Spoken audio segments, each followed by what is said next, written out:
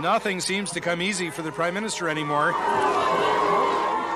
It certainly wasn't easy to deliver a speech over the noise of the protesters who came equipped to make all the noise they wanted.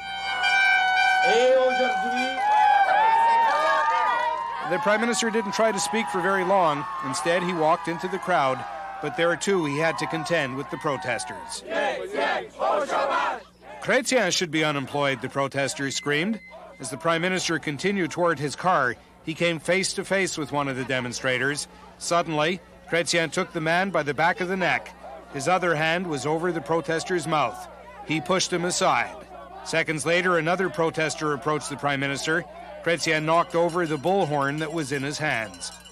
This was all over in a matter of seconds. The Prime Minister grabbing a protester by the back of the neck and pushing him aside. The RCMP pushed the protester on the ground. But how did the protester get so close to the Prime Minister? The RCMP says there was no breach in security. That the Prime Minister was adequately protected today, and that's it. Bill Clennett is the protester who was pushed aside. We sort of stayed here, and then I said, well, I'll keep my ground right here. And then he came and put me on the ground. Although the protesters were protesting unemployment insurance changes, Deputy Prime Minister Sheila Kopp says their protest was also about national unity. You don't use that point to destroy the celebration of the Canadian flag. You mentioned separatists before. Well, I mentioned separatists because they then went on to say that it wasn't their flag. When it was over, Jean Chrétien provided his account. You didn't lunge at him, did you? I don't know. What happened? I don't know. Well, you know, see, if you don't know, the cameras were there. Some people came in my way. It might have been I had to go, so if you're in my way, I'm walking. So I don't know what happened. If you happen something to somebody, should not have been there.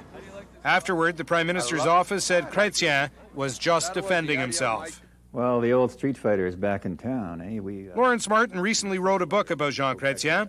In it, he chronicles fistfights the Prime Minister fought right up to adulthood. And I think this is Jean Chrétien forgetting his prime ministerial pose and saying, you know, I'm not going to take this anymore. I've had enough. First Bouchard, then the knife wielder, now this guy. Well, that's it. And boom, he lets him have it.